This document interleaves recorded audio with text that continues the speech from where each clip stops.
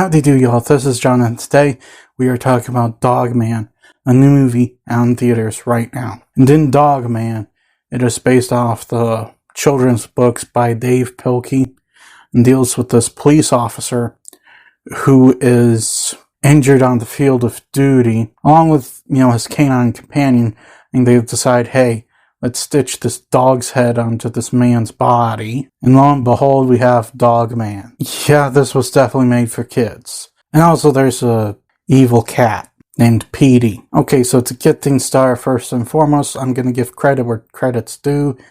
There is definitely this kind of heartfelt message about, the importance of family bond in the film, because the whole situation with Dogman is that, in order to become Dogman, unfortunately, he loses his family. Dogman loses his owner and, his owner's girlfriend, who, because he started off as a dog, he kind of viewed as his mother and father. Because if you want to get technical, the police officer who, the head of this dog was attached to, kind of died. They never directly state that, but if you think about it, that's kind of what happened. And of course, Dogman, he's depressed and all that kind of stuff.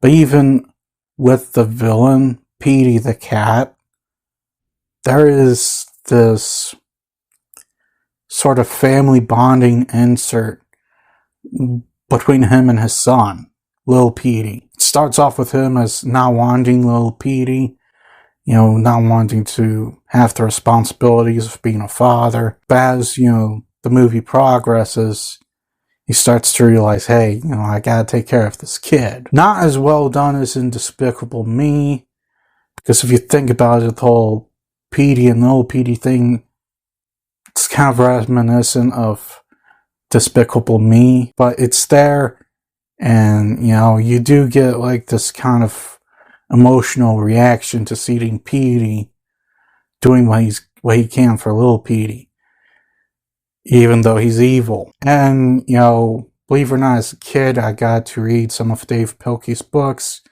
I don't recall ever actually reading Dogman. I did read some of his books, like especially Captain Underpants.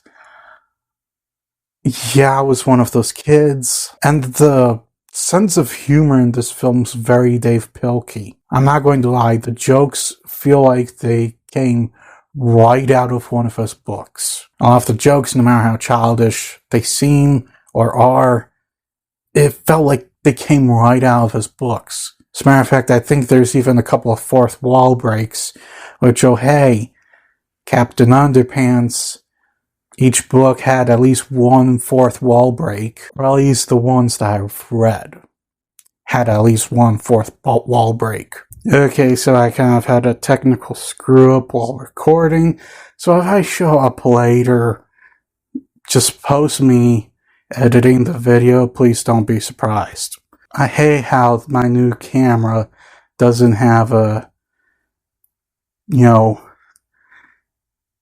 hey, you've got this many minutes worth of recording time left. But as I was saying, the narrative surrounding the whole, family bonding thing just isn't very strong.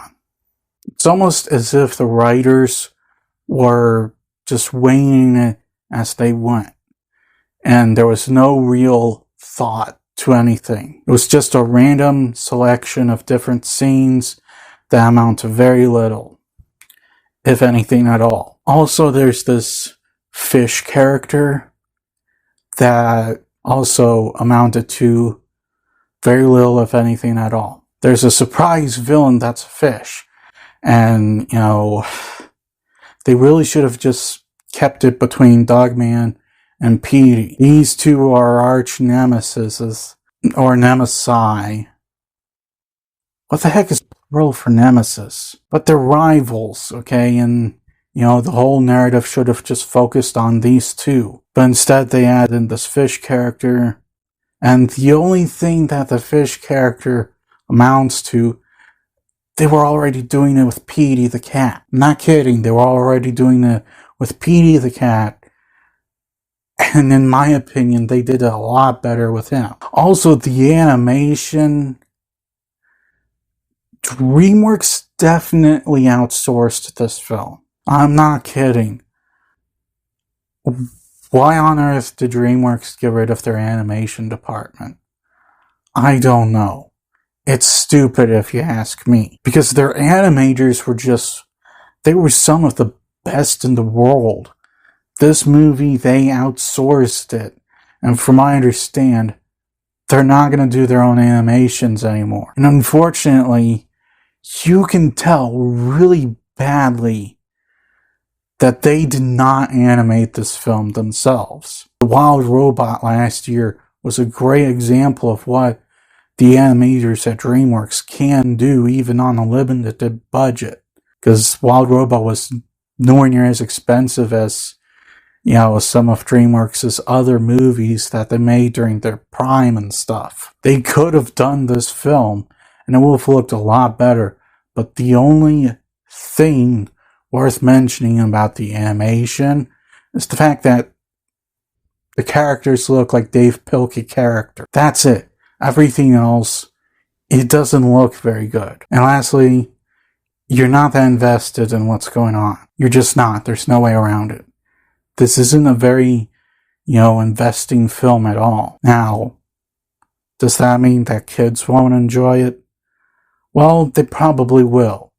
This was clearly made for kids. However, spending $7 on just one movie ticket, $21 for the whole family, that is assuming you only have one kid, I just don't think it's worth that. When it goes on streaming, maybe turn it on, for your kids and then go do whatever the heck you're trying to get done, like dinner or something like that, or maybe some cleaning.